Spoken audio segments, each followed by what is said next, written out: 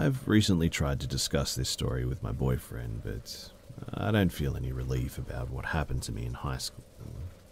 He tries to explain it away as a group hallucination or someone pulling a prank on my friends and I, but I know deep down what happened was unfortunately real, and it still gives me great anxiety when I think of it. So, the story took place in Lower Alabama when I was in high school, almost 8 years ago, but I still remember every detail like it only happened moments ago. 3 friends and I were making the trip to our other friend's house, way out in the boondocks. We're probably 30 minutes outside of any nearby city or town. There's only one road that takes you to his house, and it's just a long trip of old concrete that's in dire need of repair, but considering only a handful of people live out here, why would the state waste their time and money on it, right? On both sides of the road is just dense forest pretty much that creeps to the edge of the road sometimes. I hardly know where to pull off too. And absolutely no streetlights. So we were in my friend's brand new red Mustang that he got for his birthday, and he was proud to drive us all around wherever he wanted to go.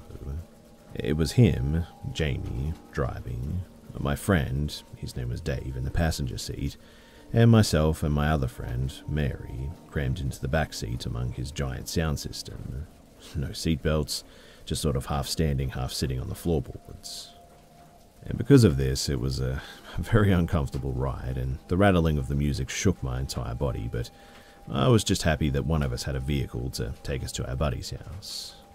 We turned onto the long strip of road that would take us there, and was very disappointed that there was another car not too far ahead of us, which meant that Jamie couldn't show off how fast his new car could go.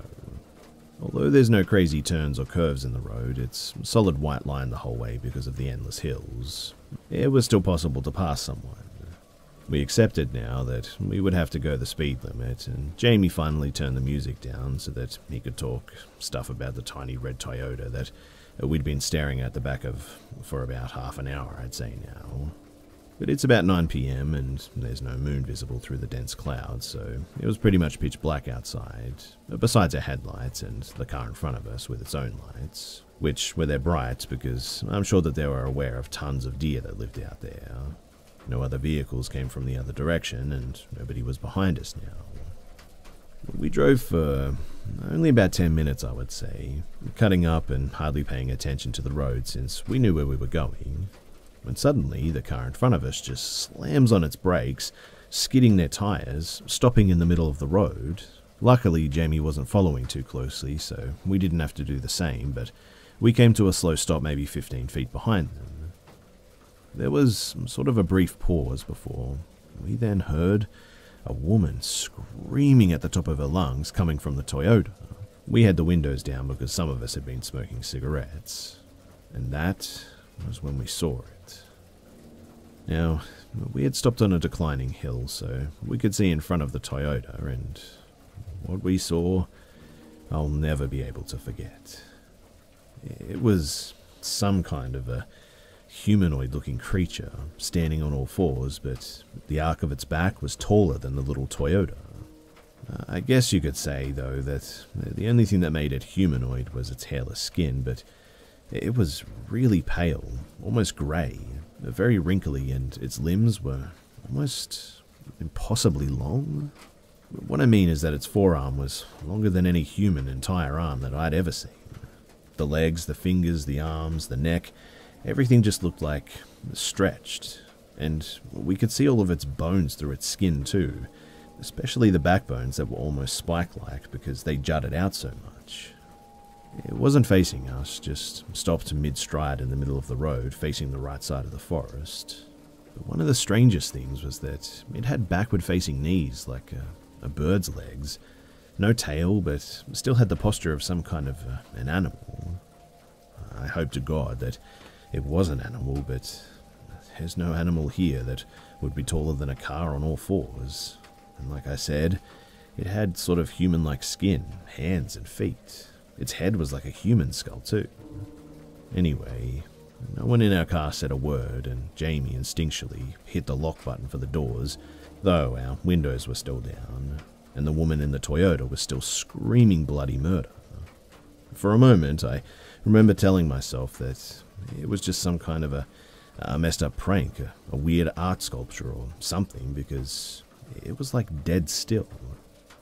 But then those thoughts quickly dissipated when this thing cocked its head in our direction, and its face was just as terrible as the rest of its body, pale and wrinkly, just an indentation for a nose, tiny black holes for eyes, no ears, and an impossibly large red-stained mouth that formed into a wicked smile, showing its multiple rows of pointed teeth. The woman's scream instantly grew terribly louder at that moment, and the thing seemed to finally be almost startled by it, turning its head back towards the forest, taking only about 2 giant fluid animal-like steps, and then disappearing into the woods on our right, without one bit of sound. As soon as it was out of sight, Jamie slowly crept the Mustang forward around the still-stopped Toyota, and we saw a man and a woman frantically arguing and crying in the front seats. When we got in front of them, the man puts the Toyota in reverse and goes a bit off-road to turn around and floors it in the direction that we came from. Apparently, where they were headed wasn't important enough anymore.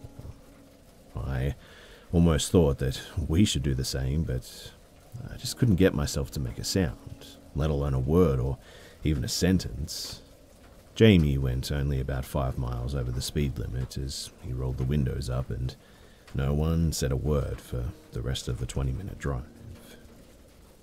When we finally got to our friend's house, he was waiting outside for us, waving us as we pulled into the little dirt driveway. All 4 of us scrambled out, pushing past him to get inside the house, and I remember him saying something like, "Whoa, looks like you guys saw a ghost or something." Dave turns to him with the most serious face and says, "Or something, yeah." We got inside, and part of me was still thinking that it was some sort of a hallucination. It must have been, right? Even though we hadn't drank or smoked that day at all, so being the artist of the group, I asked our friend for paper and pencils. Without question, he retrieved them, and while sitting in his living room floor, I suggested that we all try to draw exactly what we saw before we tried to discuss anything. And sure enough, each of us drew the exact same creature and showed it to our friend before explaining the full story. He was horrified and took the drawings out back to a small fire pit and lit them ablaze. None of us protested because, oh, quite frankly, we just never wanted a visual of that thing ever again. He asked us things like, had we been drugged or were we pulling a fast one on him, but considering that there were 2 other people that saw the same thing and most of us were to the point of tears, he picked up pretty quickly that we weren't lying.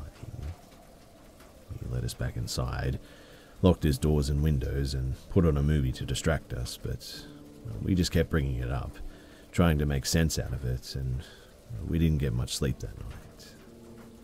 Jamie took us all home the next day, and on the way we saw the Toyota's black skid marks in the road where it had happened, confirming once more that it wasn't all an elaborate shared dream. And before we dropped off Mary, she told us that she didn't want to hang out with us anymore, simply because being around us would remind her of it. We sort of just nodded, and I honestly haven't spoken to her since then. I rarely speak to the other 2 friends as well anymore, for other reasons, but a few times I've tried to bring it up to them, and they just refuse to talk about it. I know that they know that it happened, though, and it's just too painful for them to discuss, which is understandable because, truthfully, I also hate talking about it to this day, and I've only told 2 of my closest friends, and my now boyfriend, who is very opposed to any supernatural things. So you can probably understand why I didn't get any relief by talking to him about it. Honestly, too, I never really believed in these sorts of things either before this happened, but it's definitely changed my perspective a bit. And please, do let me know if any of you guys have seen anything similar. I've tried researching it, and people keep saying that it's a skinwalker, a rake, or a wendigo, but the descriptions just never fully match up. And I guess I would just like to put a name to whatever that terrible thing that prowls lower Alabama woods was.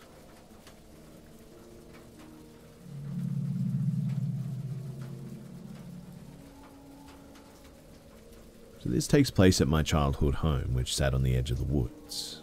To separate the woods from the yard, my dad had actually placed large boulders along the tree line. There was also a large mound of dirt from the foundation of the home in the woods. My youngest brother walks with a limp and was rather short and pudgy at this time too. And this is all background and slightly important for the story. So I was about 12 years old when it started. My brothers, Jersey and Joe, their friend Nate and I, we were playing hide and seek around the house. The entire property was fair game, woods included. My youngest brother Joe was it, and me and the two other boys hid behind the dirt mound. We waited there for what must have been 15 minutes and started getting worried because, well, he just never came looking for us. I remember volunteering to find him, and I ran all around that property, but never did find him. I went inside, and he was playing a board game with some other friends.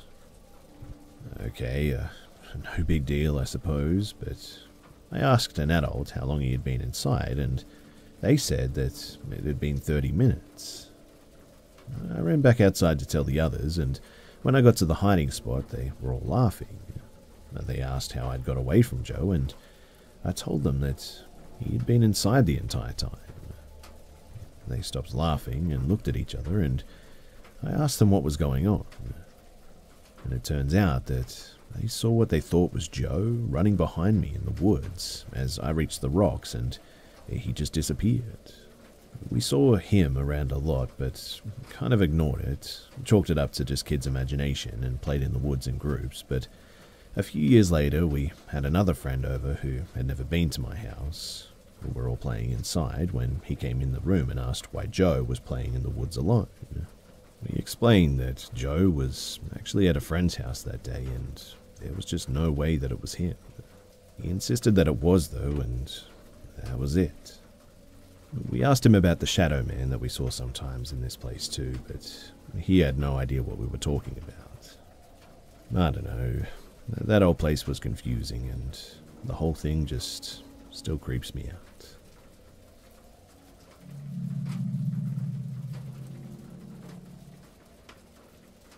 A few years ago, I was 18 years old and heading home from a New Year's party at a friend's house. I had a habit of calling my mum to let her know that I was on my way, but this night my phone ran out of batteries. My friend and I stood at the subway platform when I noticed this older man, maybe in his 40s or 50s, taking pictures of us with his phone and staring quite intently. I kind of brushed it off as him just taking pictures of the crowd on the station, and I just tried to ignore it. A few minutes later, my train arrived, so I said goodbye to my friend, turned on my MP3 player, and grabbed a seat. But then the creepy older guy proceeded to sit down next to me and started trying to make conversation. It started off innocently enough, but quickly resulted in him complimenting my appearance, asking me where I live, or where I'm getting off, etc., etc., in a quite aggressive manner too. He was also texting someone with his phone all throughout it, and I noticed too that his teeth were filed to be more pointy. I'm not talking about just regularly uneven teeth too, but full-on Christopher Walken in Sleepy Hollow type dentistry work. The more I made it obvious to him too that I was uncomfortable and telling him to stop talking to me, the more aggressive he got, and eventually he just told me that I'm going to come home with you. You can try to call the police, it won't matter. I'm coming home with you. I looked around the crowded train, and even though everyone was clearly overhearing this, they just merely rolled their eyes and smiled a bit as if it was some sort of innocuous relationship banter. I held my dead phone in my hand and started thinking about escape routes from the train station to my home, when suddenly the woman opposite me started kicking my leg. At first I thought I was surrounded by crazies, but as the train stopped, several stations before mine, she got up, took me by my arm, and pulled me off the train. Creepy man tried to follow, but the woman kind of pushed him back, and the doors closed before he had time to get off. The woman then walked me to a bus that would get me home and told me how she'd been a victim to similar men in the past, and she wouldn't let it happen to somebody else. But I'll never forget how a train filled with adults around my parents' age were simply smiling and ignoring my blatant discomfort and potential danger for a good 10 minutes at least. And I will forever be grateful for the woman who finally stepped in and helped me. I do wish that there were more people like her out there.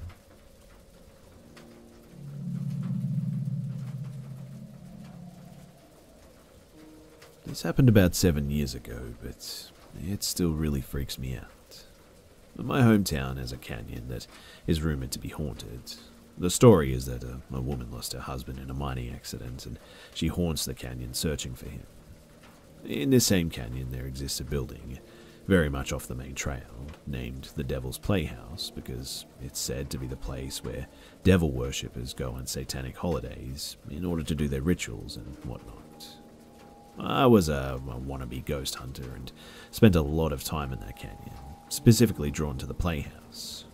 It was an old factory with a lot of mysterious writings on the walls, and holes into rooms that had no entrance. To get to the factory, you had to drive way off the trail on a very beaten-up dirt road, and just after the house there was a fence. As daring as I was, I always turned around at the fence so I could get out of there easily if I got scared.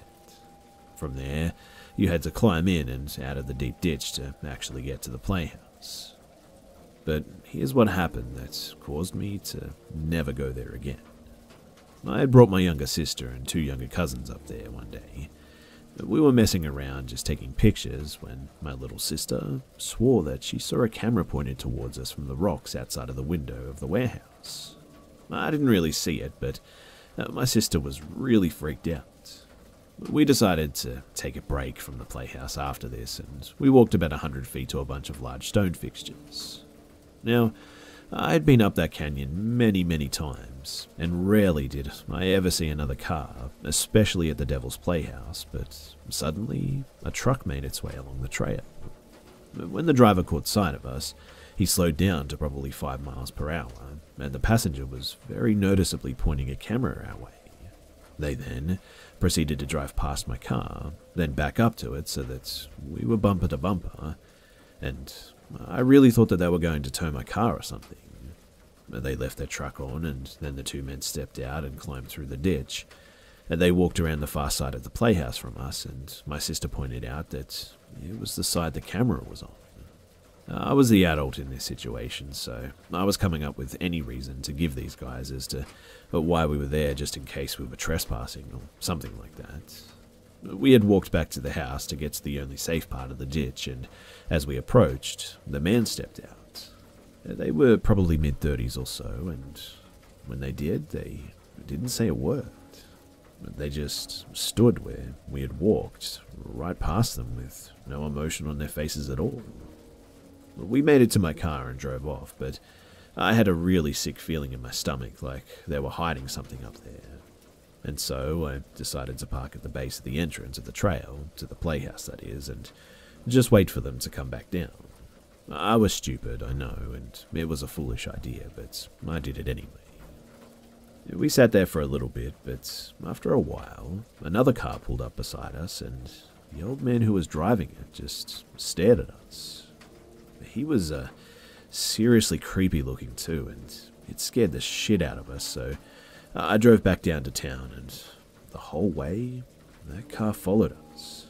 He even parked at the gas station that we went to, and we had gone inside, and he sat in the parking lot for a good 20 minutes before he just left.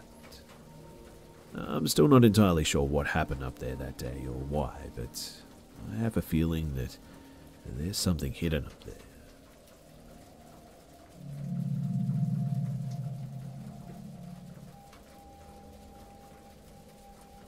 I was around 12 years old when this all happened. At the time, I lived in the house that I was at for 3 years, and nothing unusual had ever happened. But one summer at 9:30 p.m, every night on the dot too, I heard knocking on my bedroom window. When it first happened, I just assumed perhaps an animal had hit my window or something. There were no trees anywhere close to my window, so there was no possibility of a tree branch hitting my window or something like that. It soon became hard to keep ignoring it though, and brushing it off as just an animal. I mean, why would an animal hit my window every night at 9:30 on the dot? Also, it was just too distinctly a knocking sound to brush it off as anything but something human. I decided to tell my parents about it whenever it happened, but I suffered from childhood anxiety, so my parents were used to me making a big deal out of sounds, and my dad never found anything outside when he would check. He told me that our backyard, where my window looked out to, was fenced in and no one would be able to climb over the fence, knock, and then leave without anyone noticing. It also didn't help that we lived in a rather large, lit-up neighborhood, so someone would have to see a man coming at every night, 9:30, climbing over a fence and then leaving. So I listened to my dad's reasoning and I tried to ignore it again. But it never stopped. At one stage, I honestly began to wonder if I was going crazy. No one else but me had ever heard the knocking, and there was just no logical explanation, other than an animal of some sorts. I began to think that maybe the knocking was just all in my head. Well, one night I had a friend over. 9:30 hit, and sure enough, there was a knocking at my window. And my friend froze and asked me if I heard that. I told her yes, and that it's been happening every night at the same time for weeks now. I said my dad said that it was an animal, and my friend told me that it sounded too much like a knocking to be an animal though. I agreed, and we told my dad. He checked for us, and sure enough, like every other night, nothing was in our backyard. The knocking continued after my friend had heard it, and one night I had gone to bed at 9, but the knocking was so loud at 9:30 that it actually woke me up. I was freaked out and I ran to my dad in the living room. In order to get to the living room from my bedroom too, you had to pass through the hall, which had a clear window door showing our porch in the backyard. And when I passed this door, I looked outside the backyard, and that was when I saw him. I saw a bright man dressed in a white robe with long blonde hair running through my backyard. But when he reached the middle of my backyard, he just disappeared. This scared me even more, and I went to my dad sobbing that I saw a man and he was knocking on my window. My dad checked outside again, and there was just nothing there. He tried to comfort me and said that it was probably some light reflection that I had seen. He calmed me down and told me that if I saw a man again to go and get him, and then I just went back to bed. The strange thing is, though, is that after that encounter, the knocking just stopped completely. I'm 20 now, and I still live in that house, and I haven't seen or heard anything since that night when I saw the knocking man.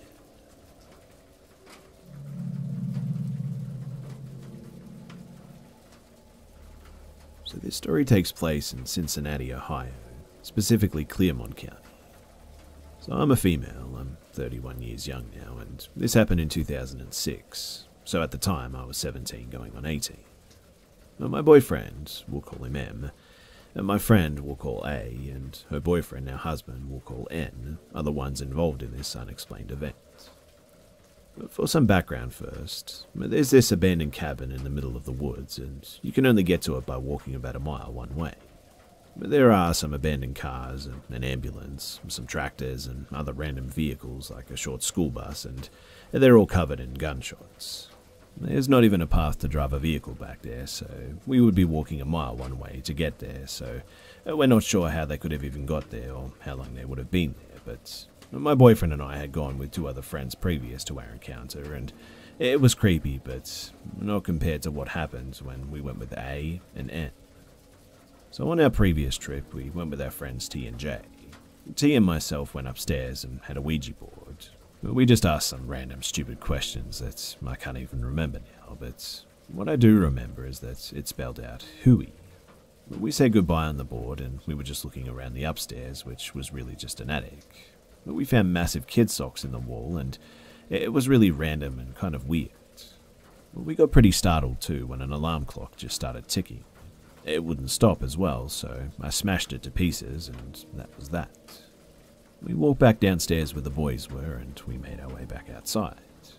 We also found a creepy well that was covered up, and then all of a sudden we heard that alarm clock just start ticking again, but I knew that I had broken it, so that kind of spooked us, but it was nothing too major. We saw an outdoor cellar that we went into, and there was a girl's child boot with a bone inside the shoe, so I was like, okay, we're done for today, let's get out of here. And my boyfriend and myself were telling A&N about this cabin and what happened when T and J came with us that time. And so we decided that we were going to go later that day again. The day the encounter happened, M, N, and A and myself went to the lake, packed a cooler with food and crap, and spent probably 5 hours or so at the lake and ate and just kind of hung out. We left the lake and stopped at A and N's house, dropped the cooler off, which was in the trunk of the car. This is important for later as well in the story. And after getting everything out of the trunk from our lake trip, we headed to my boyfriend's parents' house where we parked the car and began our hour-long walk. We had some flashlights, but that was about it. The walk there was pretty uneventful as well. We have to walk through 2 huge drainage tunnels to get to this cabin as well. But we make it there, and it wasn't dark out, but it seemed just different this time. I'm not sure how to really explain it, but it was just different. But we had come later in the day than previously, so I just kind of put it down to that and was like, okay, whatever. Just like last time when we got inside, A and myself were going to go upstairs. I wanted to show her the socks in the wall, and I also wanted to check out that clock that I broke last visit that I heard ticking outside previously again. But as we start to go up the stairs, there was a big crash, like someone was thrown or knocked over. A gets freaked out, and then out of nowhere, she just books it outside back down the creek, yelling at M and N and myself to come on. I go chasing after her, and she's in tears, having a full-blown panic attack, saying something. Finally, I get what she saw. She said that she saw someone looking at the window at us. We tell the guys, and literally, nobody is around. Only the 4 of us. Since she's so distraught, though, we decide to just go ahead and we leave. So as we're walking back down the creek bed, heading back the same way that we came, which is the only way there, M and N are kicking over these huge rocks. We stop and we realize that there are huge rocks, and I'd say boulders, standing right up in the line the entire way down the creek bed. And they just couldn't have been there. I mean, they were not there even just 20 minutes prior, because we would have noticed them, because they were huge. So this definitely started to freak us out a bit. This wasn't normal, and this was pretty unnatural, so we picked up the pace and we started to haul ass out of there. Well, we make it to the first drainage tunnel and we turn on our flashlights, and literally none of them will turn on. 4 flashlights that worked perfectly fine on the way there, and now none of them will turn on.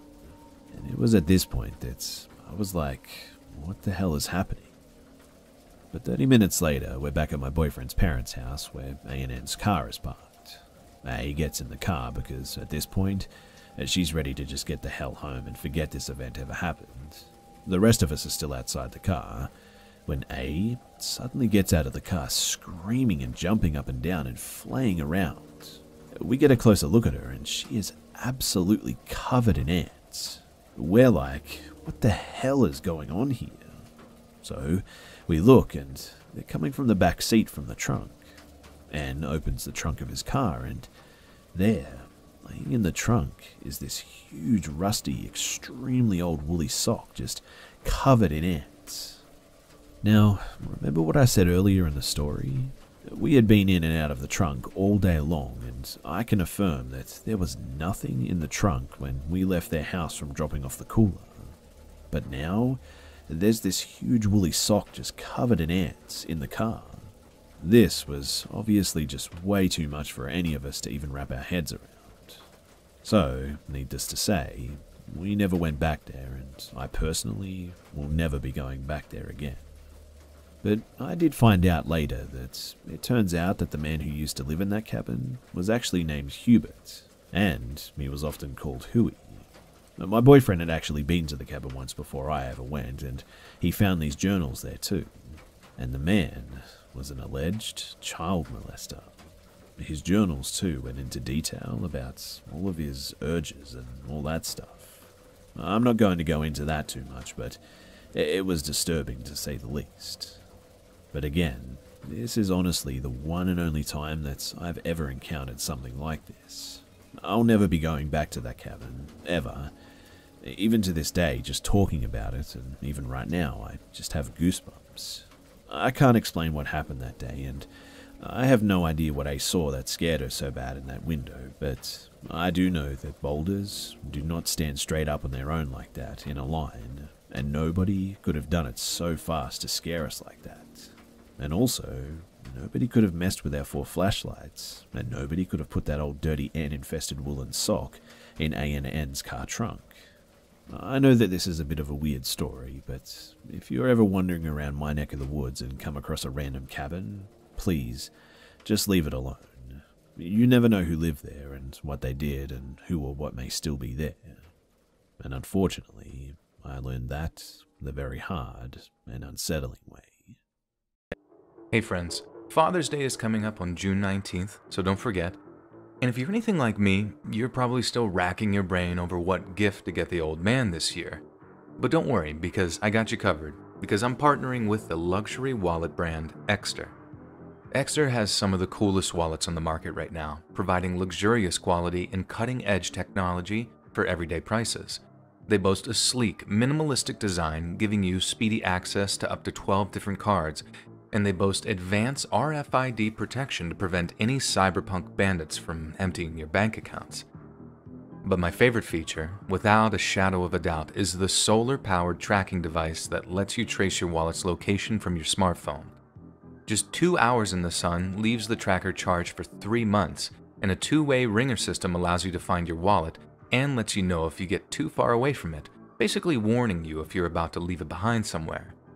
As someone who's gone through the pain of having to replace all my cards and IDs, as well as having to purchase a whole new wallet, this is the feature that's really wowed me, and I'm sure all your dads will love it too. Right now, Exter is running a 25% off Father's Day sale, meaning there's no better time to get your hands on one of these awesome wallets, even if it's just to replace your own. So, if you're interested in picking up the last wallet you'll ever own, head over to Exter.com and check out their range of stylish, cutting-edge wallets that are almost impossible to lose. And without further ado, on with today's video.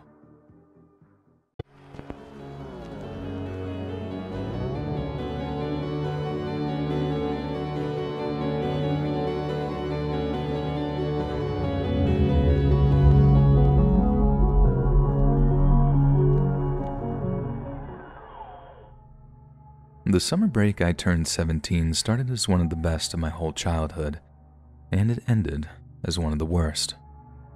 First off, my parents took my little brother on vacation without me, which I know might sound like a mean thing to do, but I was glad not to go for 2 reasons. Number 1, they could only barely afford to head down to Florida for 10 days, so me not going would make it much easier on their finances. And number 2, I was at that age where you really start to value your independence. So the idea of getting to be home alone for just over a week was like a whole adventure to me. It was flattering that they even trusted me to take care of myself. So that was exciting, and then the idea of having the whole house to myself so I could just chill and do my thing without being bothered by my little brother and his friends, that really sold it to me. But unfortunately, opting to stay home was one of the worst decisions I'd ever made, and it left the door wide open for one of the most traumatic and frightening experiences of all my teenage years. 4 days into me living my very own utopian teenage girl version of Home Alone, I was really getting into the swing of things in terms of taking care of myself. I was cooking for myself, doing my own laundry, having friends over for dinner and movie nights.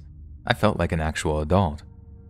I kept the place clean and tidy, put the garbage out, and even the whole getting little chores done like that gave me an awesome sense of self-sufficiency.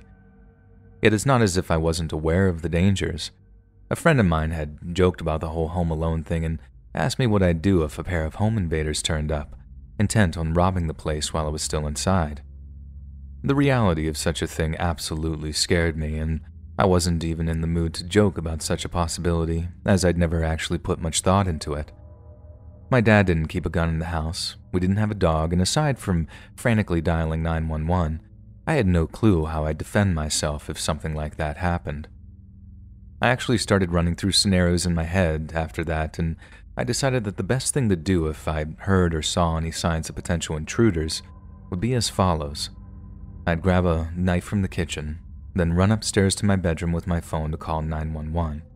I'd lock my bedroom door, then run into my closet and just wait the whole thing out until the cops showed up.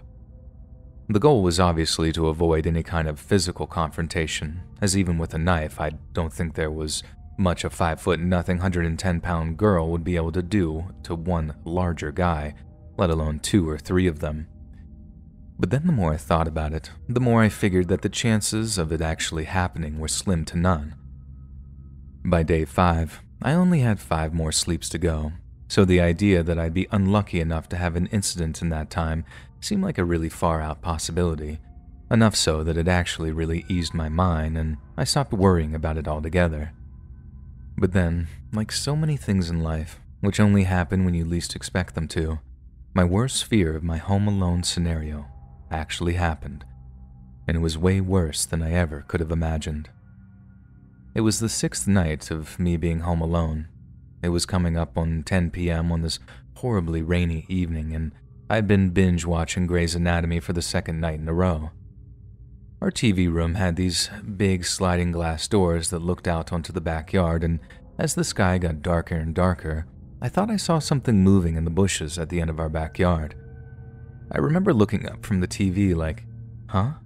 Wondering if it was just my eyes playing tricks on me. But then I saw them move again. They rustled really low down, near the soil, and I remember thinking, oh, it's just the neighbor's cat, because he used to always jump the fence and go hunting in our backyard close to sundown. But then, even though that seemed to be the most logical explanation at the time, something about it just didn't sit right with me, and by the time it was almost dark, I thought I'd better go grab a flashlight and make sure it was nothing but a cat having stalked through the backyard. I'm not one of these people who can just shrug something off like that and hope for the best. And besides, I knew that unless I actually went to check, I'd be worrying about it all night. So, that's what I did. I grabbed the flashlight from the cabinet near our kitchen's back door, then wandered out into the twilight to make sure everything was all clear. Then right as I'm walking towards the bushes near the rear of the yard, one of them really clearly twitches again.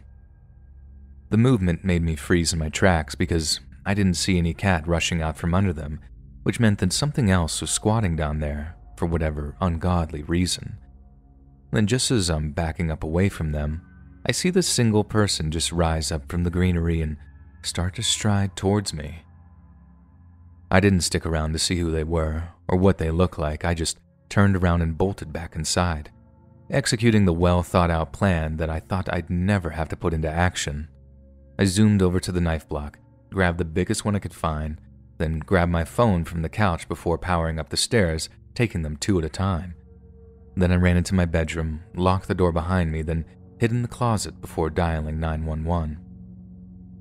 I figured if whoever it was wanted to break in, they'd have a hard time doing so, as all our doors seemed pretty secure, and they'd have a pretty high chance of injuring themselves if they wanted to smash through the glass of our TV room. So as much as I was obviously terrified by what was going on, I was able to keep myself calm enough to tell the nice 911 dispatcher what the deal was, assuming that I'd be relatively safe. And now's about the right time to tell you that we had this one really creaky stair in our house, one that I'd become accustomed to skipping if I wanted to sneak downstairs after everyone else in my family had gone to bed. Then just as I'm giving the 911 dispatcher my address, I hear the telltale sound of that squeaky stair, where someone had obviously stepped on it. That was the moment I realized that, in my rush to grab the knife and my phone, I hadn't actually shut the back door properly, and whoever had been in my backyard had just been able to follow me into the house. The last thing I whispered to the dispatcher before I fell completely silent and thumbed down the volume of the call was, "They're in my house."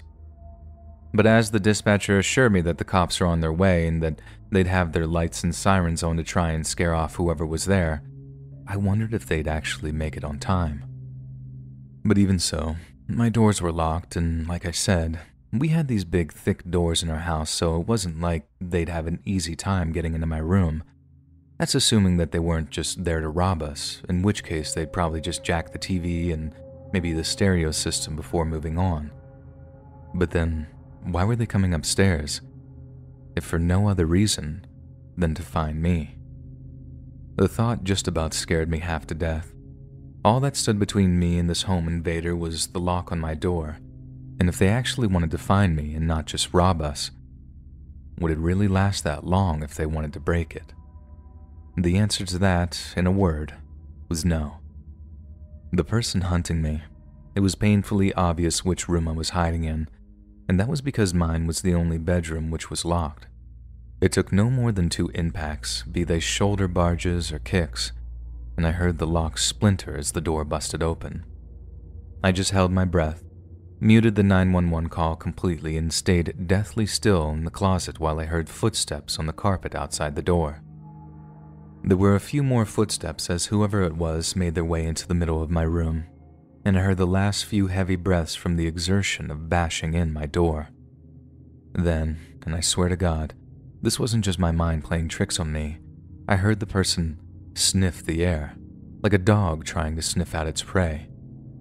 I honestly didn't think that I could get any more scared, but hearing the guy sniff the air like that, like he was some kind of animal, I could hear my own heartbeat after that. That's how terrified I was. Then after a few minutes that felt like much, much longer, with me keeping the 911 call going despite not saying anything or hearing anything, it felt like the room had gone quiet again. There were no footsteps, no heavy breathing, no movement at all by the sounds of things, so I started to think that maybe what I'd heard was the guy walking in to check if there was anyone immediately visible. Then when he didn't see anyone, he just walked right out again. My closet was the kind that had little slats on it, and if you put your eyes real close to them, you can see what's on the other side. So to check if the coast was clear, I really quietly leaned up, careful not to make a single sound, then peered through the slats. What I saw was the single most terrifying thing I'd ever seen, an image that'll be burned into my mind until the day I die. It was a man, all right, with not a single scrap of clothing on him, but he seemed to be almost completely covered in mud, which I'm guessing had either come from our backyard or some other yard in the neighborhood. The reason why I hadn't heard him at all is because he was stood almost perfectly still in the center of my room, and it looked like he was just staring at nothing. I couldn't see exactly what his eyes were focused on, but from where I was watching from, it just looked like a blank patch of wall. And when I said almost perfectly still, he would have been, if he wasn't sort of twitching every few seconds. His head jerked a little, his hands seemed to be shaking a little too. I mean, there was clearly something horribly wrong with this guy. He definitely wasn't your average thief or home invader. I've never been a particularly religious person, and I feel a little guilty saying this given the context, but I still don't really believe despite the way this turned out. But for the first time since I was a kid, I actually prayed. I mean really prayed, with all my heart and soul, begging whatever was out there to make it so that the guy didn't check the closet. Thankfully, he didn't.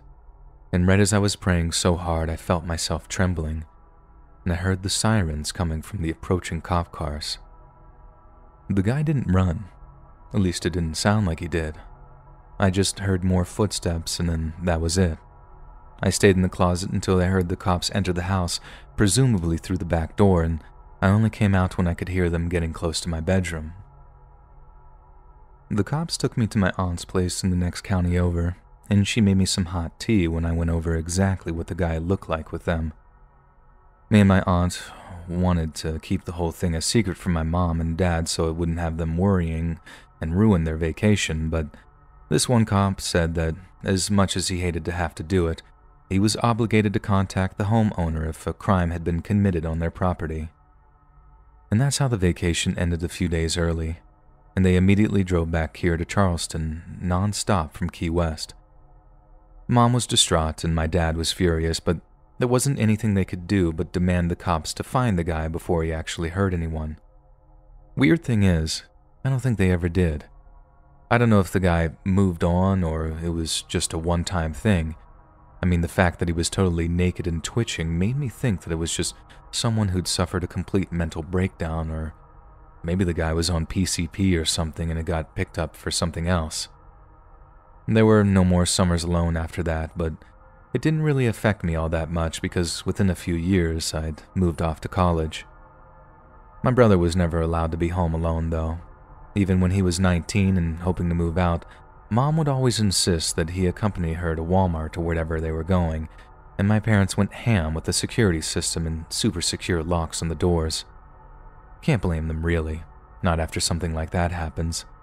A straight-up burglary or home invasion is one thing, but a totally naked, mud-covered, twitchy guy? I understand why they'd never want to risk anything like that happening ever again.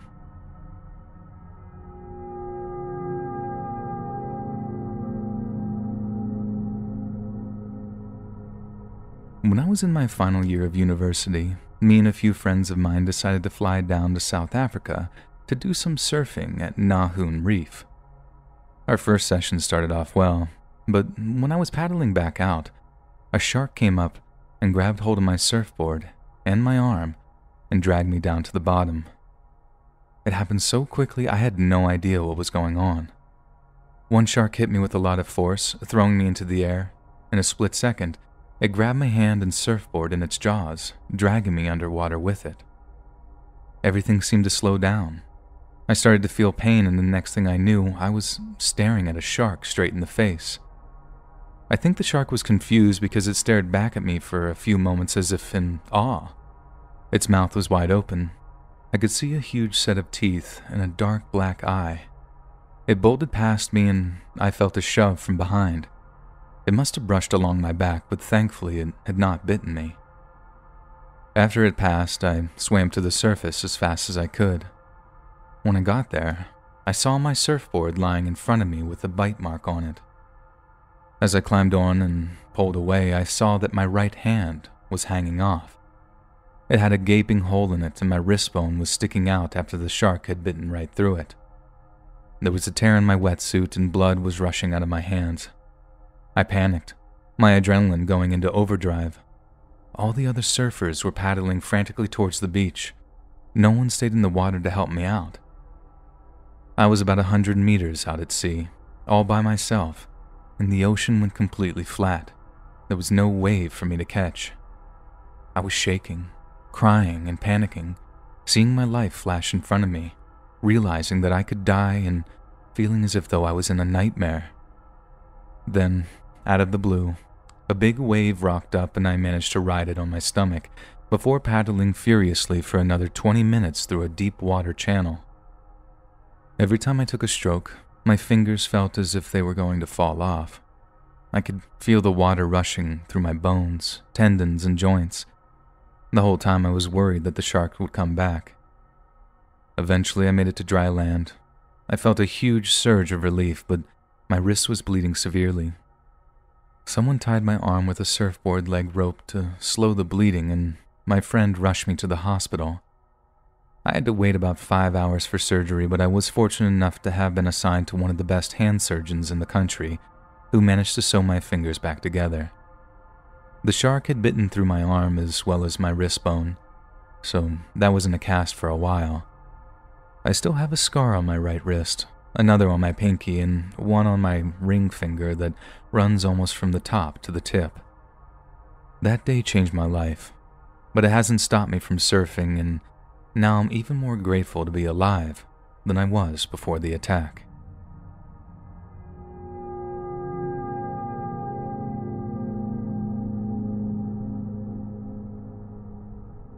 A few years ago, me and an old climbing buddy of mine decided to drive out to a place called Rattlesnake Buttress over in Joshua Tree National Park. We found this really cool-looking waterfall that had eroded the rocks around it to the point where it looked like it might have been from another planet or something. It made for a great photo opportunity too, so after snapping a few pictures of it, we decided to climb it as a kind of miniature challenge. It was challenging in that the rocks were all smoothed off, so there wasn't much to grip on the way. But it was also like a mini climb because the waterfall wasn't even all that high, and it was a fairly gentle gradient, so neither of us thought that it would be that difficult. My buddy took the lead, and although it was a fairly challenging climb, we made it almost to the top without any setbacks. Then right as my buddy is about to scramble up to the top, he slips and goes tumbling past me, all the way back down to the bottom. I don't know how he didn't take me out on the way down. I mean, he must have passed just a few inches from me as he fell. I remember my entire body tensing up as I prepared to take the impact, but then nothing came. Next thing I know, I can hear some of the most gut-wrenching cries of agony I've ever heard. It wasn't even that my buddy was screaming. It was how weirdly muffled and distorted they sound. And I knew in that moment that he must have suffered some kind of horrible facial injury when he fell the 20 or 30 feet down. I moved as fast as I could to get down to him, and I called 911 the second I had the hands free to get to my phone without risking a fall myself. But when I actually got down to him, his injuries were worse than I ever could have imagined. He definitely smashed his head a few times on the way down, but since he wore a helmet, I was safe in the knowledge that he wouldn't have suffered any catastrophic head injuries. He definitely broke his leg, a horrible break too because his shin bone had ripped through the skin. But without a doubt, it was his face that tore me up the most. I was right in assuming that from his cries that he'd smashed his face on the way down, but Jesus Christ, he was barely recognizable. His nose was all busted up, and the way he was lying meant that blood had poured all over his face, pooling in his eye sockets, making it so he couldn't see.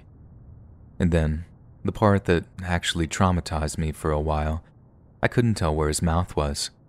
He'd bitten down onto the skin between his bottom lip and his chin so bad that it looked like he had a second mouth.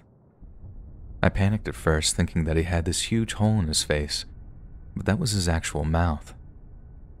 It took maybe 2 hours tops for the EMTs to show up, then another 2 hours to use ropes to lift him out of the hole that he was in and into a helicopter to be airlifted to the hospital.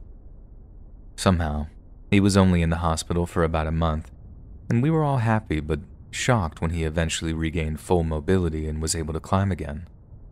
I mean, all the doctors who dealt with him were shocked at what a full recovery he'd made, said that he was either super strong and resilient or just incredibly lucky. Either way, it was easily one of the most horrifying things that ever happened to anyone while I've been climbing while we were on summer break, and I honestly think it was one of the most traumatizing moments of my life. Seeing him torn up like that was such a shock to the system. Part of me thought that he wasn't going to survive. He has this huge scar below his lip to remind us of it too, and it's always visible because the facial hair won't grow there anymore. I'm so glad I didn't lose him that day though. He's been one of my best friends since childhood, and if I ended up losing him in such a horrible way, I'm not sure if I'd ever have gone climbing again.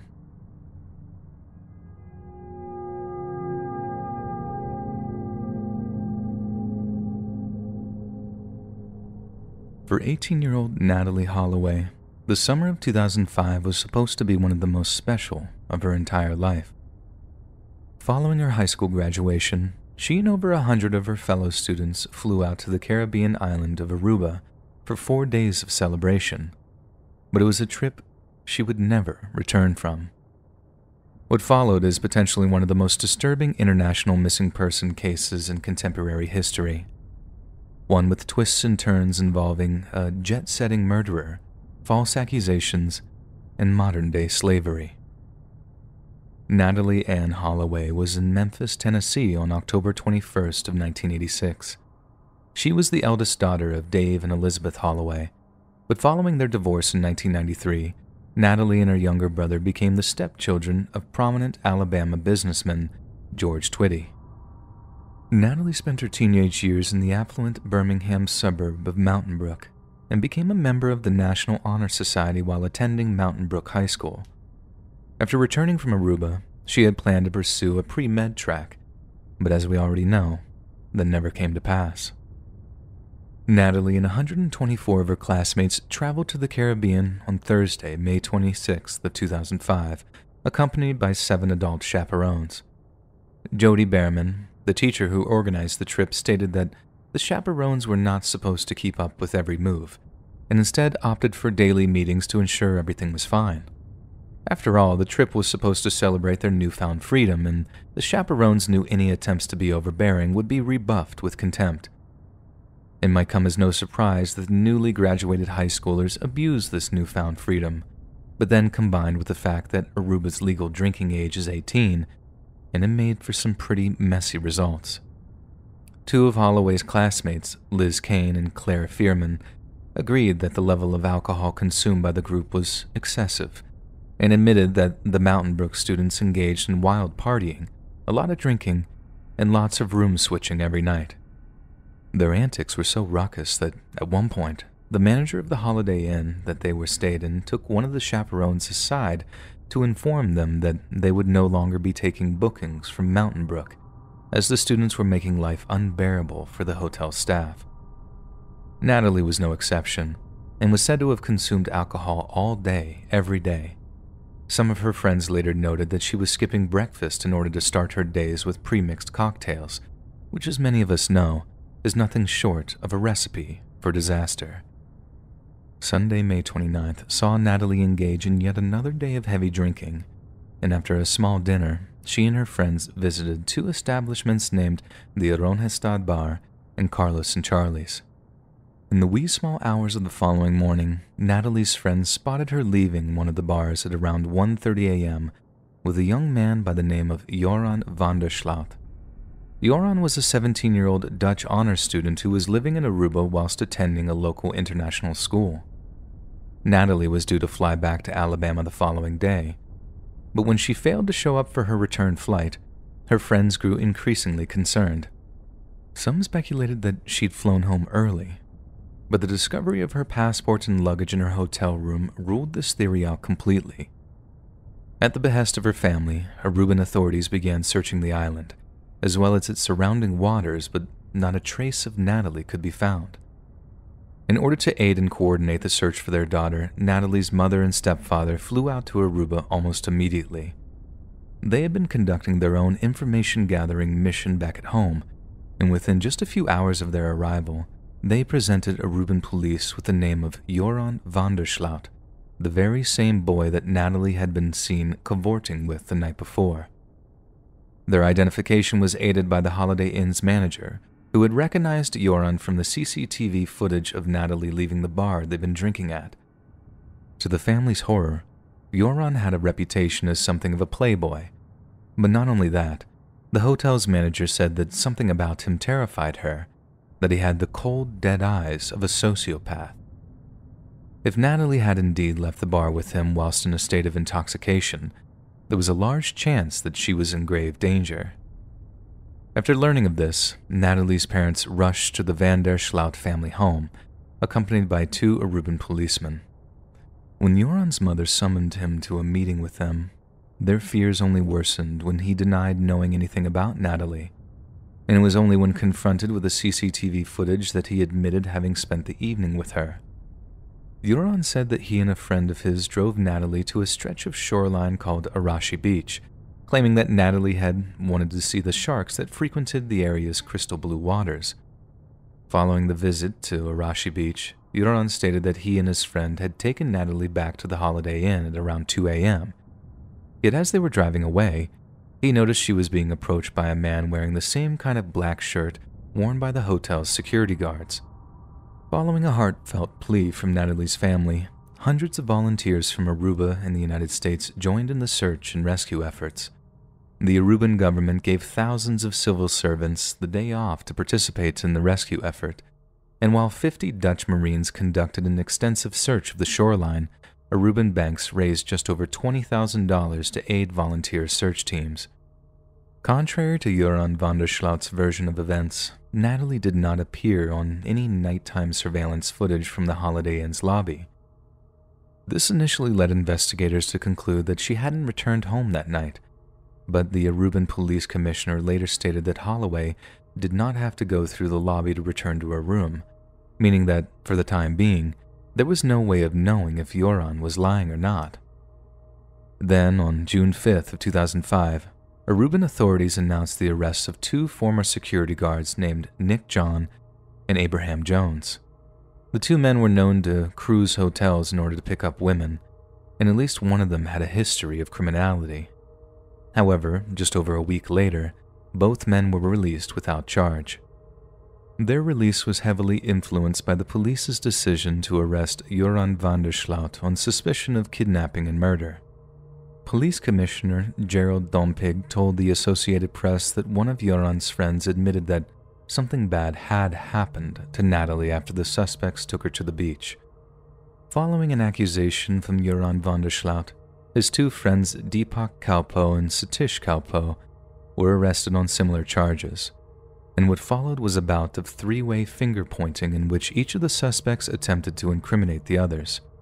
However, based on physical evidence and witness testimony, the Kalpoe brothers were later released, while Joran's period of detention was extended by 60 days. Yet while prosecutors attempted to build a case against Joran, there was still the matter of finding Natalie. It wasn't yet clear if she was dead or alive, so on July 4th of 2005, the Dutch Air Force deployed 3 F-16 fighter jets, each equipped with infrared sensors, but not a trace of any living person could be found in the search area. Dutch Marines then combed the area in an attempt to uncover any kind of makeshift grave, but again, nothing was found. Following these searches, a number of reports came in from varying sources, stating that Natalie's body could have been dumped in a small pond near the Aruba Racket Club. Another person claimed that he'd spotted men burying a blonde-haired woman in a landfill on the afternoon of May 30th. Both sites were searched intensively, but neither proved to be the location of Natalie's corpse. As the search grew more and more desperate, Natalie's family increased the reward for her safe return from just over $200,000 to more than $1 million, while the FBI offered their assistance to the Aruban authorities. After a piece of duct tape with strands of blonde hair stuck to it was located, a new suspect emerged in the case. 21-year-old Freddie Arambatsis had previously been suspected of inappropriate physical contact with an underage girl, and it was suspected that Joran van der Sloot and the Kalpoe brothers were involved in the same incident. In the months that followed, Joran van der Sloot gave several press interviews which attempted to explain his version of events. Perhaps the most infamous was one in which Joran claimed that Natalie had wanted to engage in intimate relations with him, but he had refused on account of not having protection. This version of events saw Joran claim that he'd left Natalie alone on Arashi Beach at around 3 in the morning, and that he felt partially responsible for her disappearance, having not driven her back to her hotel. He also added that he was almost certain that Natalie was alive, and that the whole ordeal was just a brief but horrible chapter that would soon have a happy ending. Shortly before resigning his post, Police Commissioner Dompig gave an interview to CBS News in which he shared his own private theory. He declared that he no longer believed that Natalie was murdered, and instead theorized that she had died from either a drug overdose or alcohol poisoning. Then, whoever was with her at the time had such a fear of reprisals that they'd hidden her body to sever any connection to her. Natalie's family denied that she was a drug user, but Commissioner Dompig's claims seemed to have led to the 2006 arrest of a suspected drug trafficker. Frustratingly, this trafficker was subsequently released without charge, and the search for those responsible continued. The following year, on April 27th of 2007, around 20 investigations descended on the van der Sloot family's home in order to conduct an extensive search of the grounds.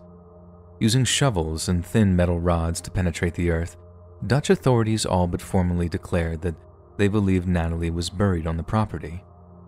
Police officers also conducted a thorough analysis of Joran van der Sloot's laptop, in the hopes that some kind of digital evidence could be unearthed. The detectives refused to comment on what prompted the new search, but it seems nothing of interest was discovered.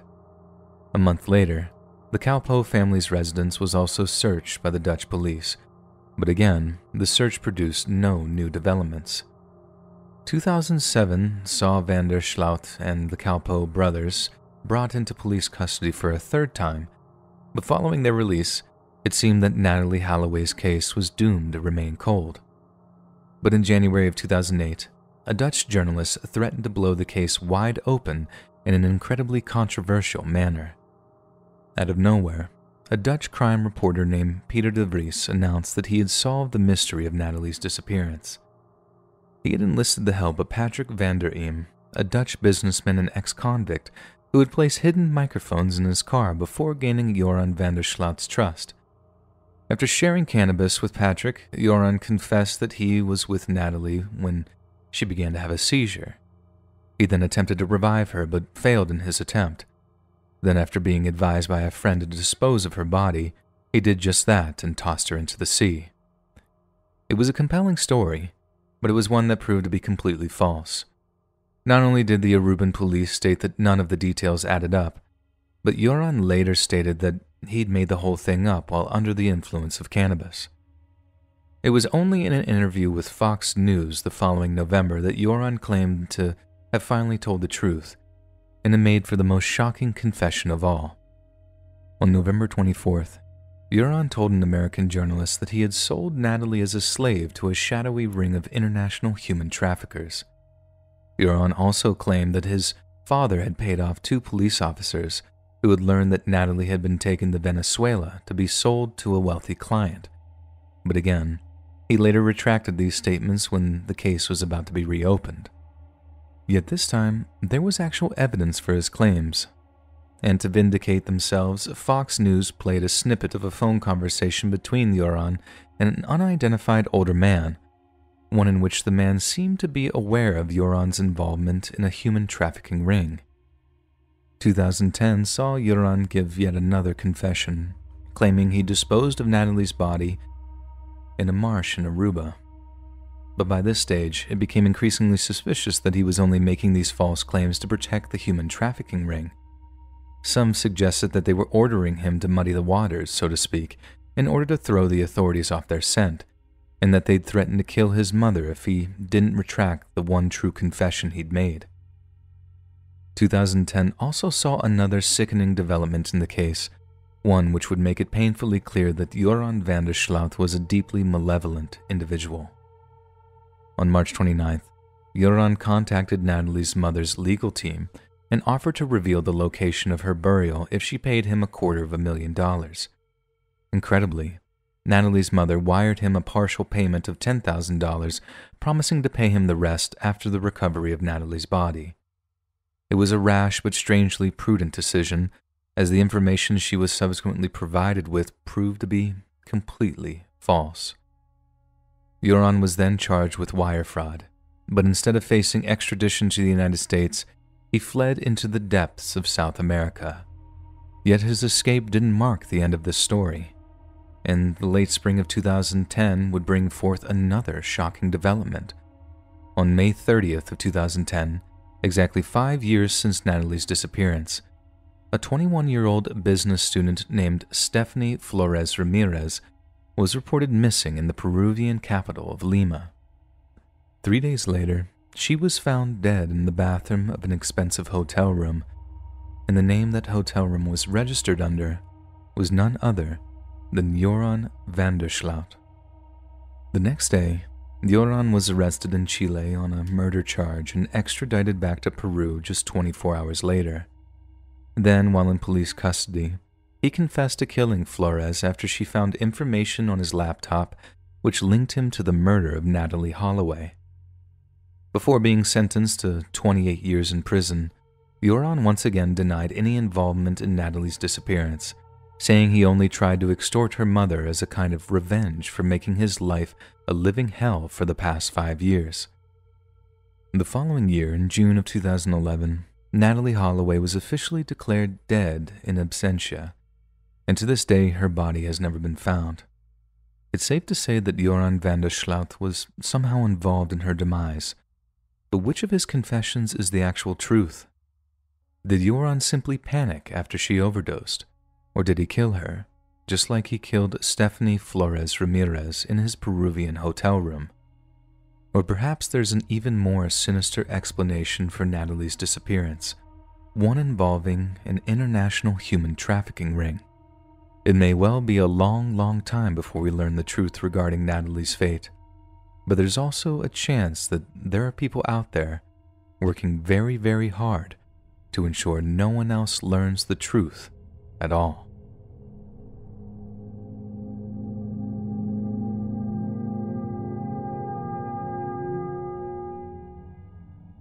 Until the age of 6, Alicia MacPhail lived in a small Scottish town of Airdrie in North Lanarkshire with her mother Georgina and her 4-year-old sister Courtney. Her mother and father separated when she was just 3 months old, but the lack of parental stability didn't seem to affect Alicia's demeanor. Her head teacher once described her as a smiley, happy young girl who loved being at school. Her father, Robert, lived out on the Isle of Bute with his parents, and Alicia would visit them every other weekend, as well as during summer break. That's how she ended up on the island during June of 2018, when she traveled to the town of Rothsay for what was supposed to be a 3-week vacation. On the evening of July 1st, just 3 days into her visit, Alicia's grandparents tried to put her to bed, but like many children her age, Alicia was a sleep fighter. Her grandparents begged and pleaded with her, then eventually came to an agreement. She would go to bed, as agreed, but only if they let her watch Peppa Pig until she fell asleep. It was a deal that Alicia's grandparents snapped up in an instant, and after tucking her into bed with Peppa's dulcet tones heard in the background, Alicia quickly dozed off into a deep slumber. A few hours later, Robert's girlfriend, Toni McLaughlin, snuck into Alicia's room to check on her. Finding Alicia fast asleep, Toni assumed that Alicia would safely sleep through the night, just as she usually did. Little did she know, it was little Alicia's last night on Earth, because someone of an unspeakable evil was headed their way to change their lives forever.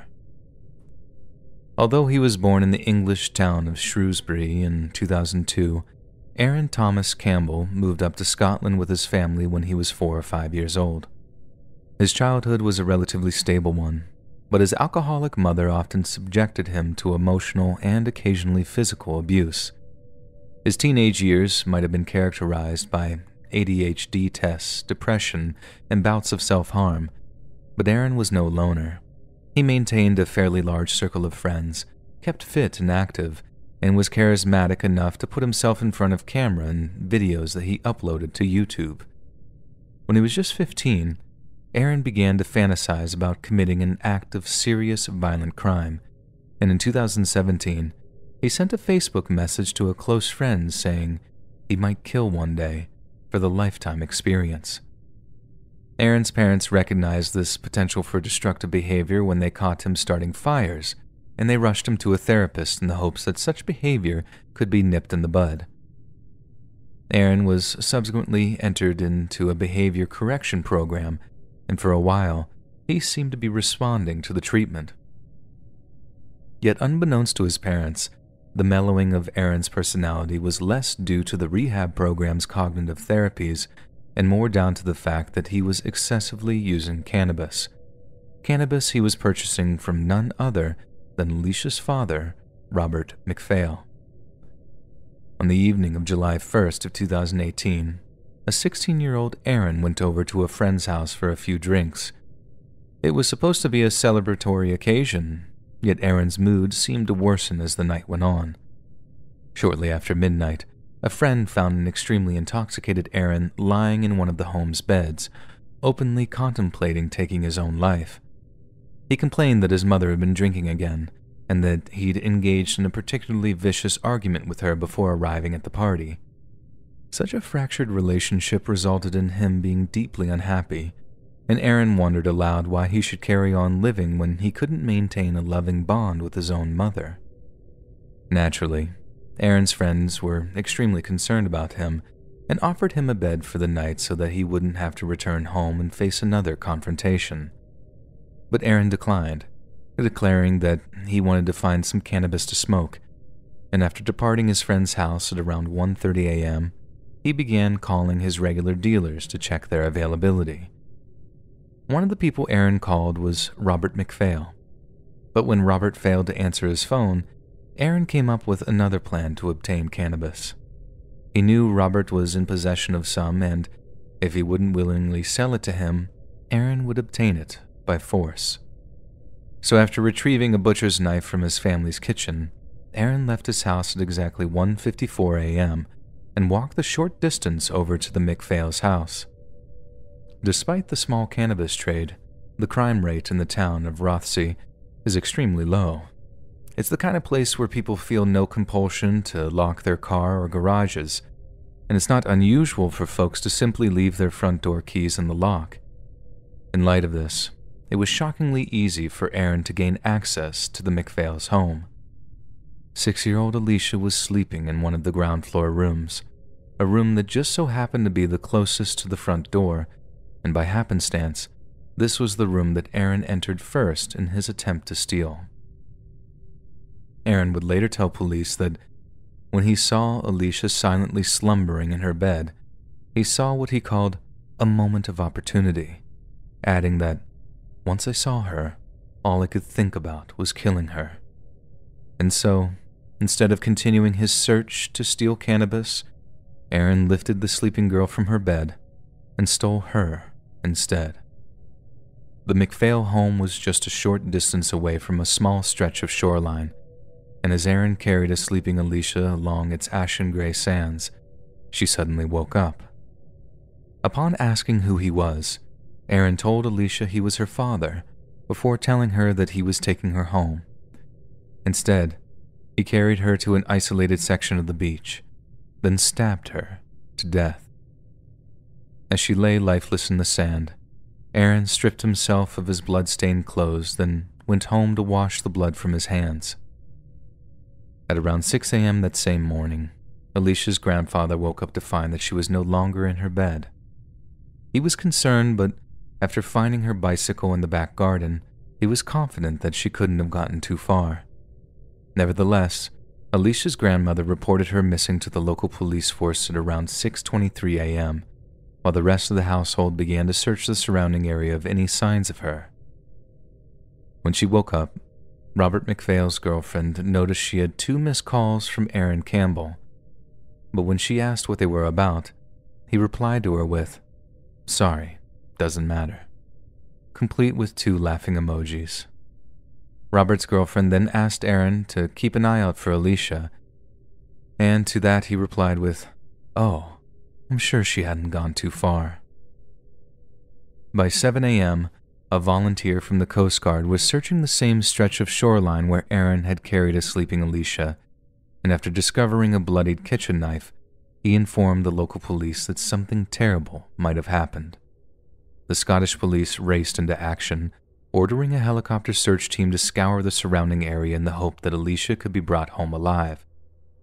But less than 2 hours later, a member of the public contacted them with the news that no one wanted to hear.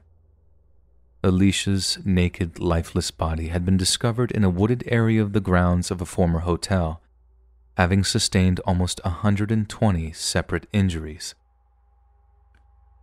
After the Scottish police made an urgent appeal to the general public, Aaron's mother decided to check the CCTV footage from the camera system she had installed outside her home. This was how she discovered that Aaron's departure and return from her home lined up exactly with the times that Alicia had gone missing. When she questioned him over it, Aaron denied knowing anything about the case, and while she outwardly professed satisfaction with his answer, she immediately took the footage to the local police. Aaron was then approached by 2 Scottish homicide detectives, not as a suspect but as a potential witness. It was only during questioning, when his responses to questions seemed inconsistent, that the police decided to arrest him for murder. The following day, he was officially interviewed under caution, meaning the police strongly suspected him of being Alicia's murderer. It's not clear what evidence had been obtained, but it was enough for a judge to decide that Aaron should be detained while more was gathered. At his trial for the abduction and murder of 6-year-old Alicia, the evidence of Aaron's guilt was presented to the court. Not only was the footage of Aaron leaving his house shown to the court, proving he could have been present at the scene of the crime, but the jury also saw footage from another CCTV camera which showed an individual walking along the shoreline at around 2:25 a.m. The individual matched Aaron's physical description and appeared to show them carrying something. Then, coupled with a pathologist's testimony that Alicia's clean and uninjured feet indicated that she had been carried, and it made for a damning indictment indeed. Aaron's mother then stood at the witness stand and confirmed that the discarded bloody clothes that were found on the beach all belonged to her son. She also confirmed that there was a knife missing from her kitchen, and that the one found was identical to the one that was missing. A forensic scientist then delivered the coup de grace when he announced that Aaron's DNA had been recovered from Alicia's body and that there was a 1,000,000,000 to 1 chance that he was not the little girl's killer.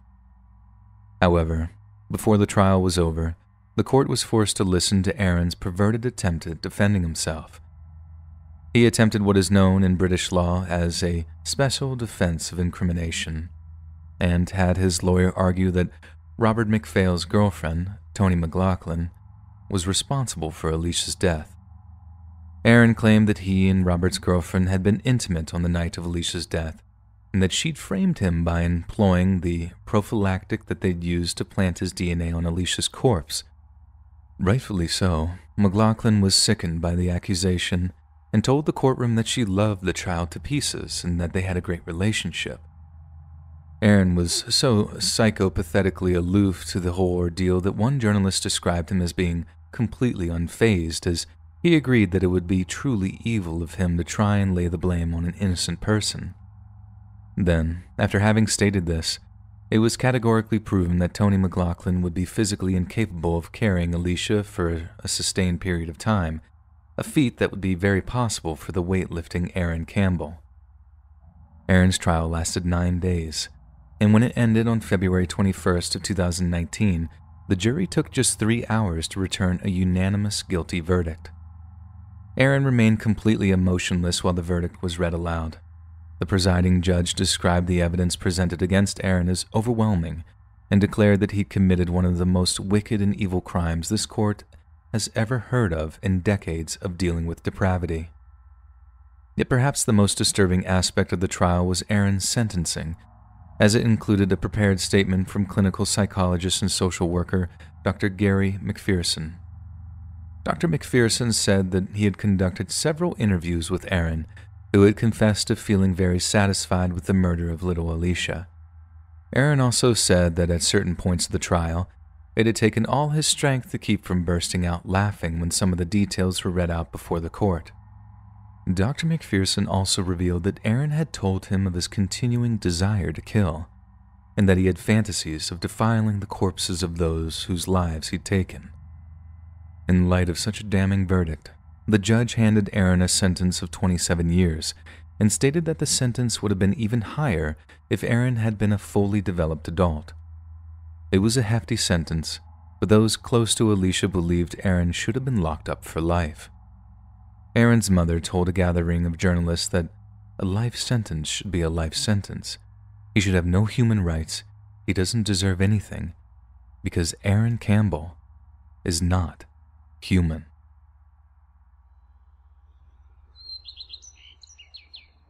Hey friends, thanks for listening. Click that notification bell to be alerted of all future narrations.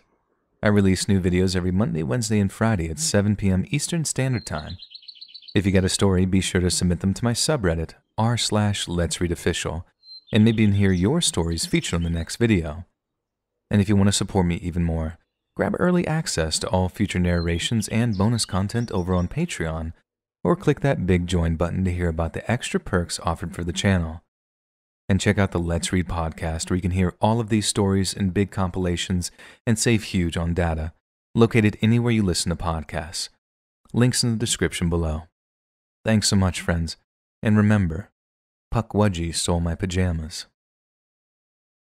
A supernatural creature in the Upper Peninsula is trying to lure kids into the woods. What happens if it succeeds? Today, I've got an assortment of new scary stories to share with you. From supernatural creatures to dogs versus monsters, it's an action-packed and scare-packed episode. Enjoy, and be sure to send me your scary stories at darkstories.org so I can narrate them. Also, check out eeriecast.com for more scary podcasts like this. Now, let's begin. Skinwalker in the Upper Peninsula, from Game Shark. Back in the early 90s, my parents bought some land in the Upper Peninsula of Michigan on Lake Superior. It was about an hour and a half from the closest town, which was a sleepy town with one grocery store, gas station, and a church. My parents hired some construction workers to build an A-framed cabin. No running water, no electricity, basically a wooden tent. I remember being about 7 or 8, watching the construction workers build the cabin. One day I learned that one of the friendly ones was really good at impersonating Donald Duck. He did some impressions and made me laugh.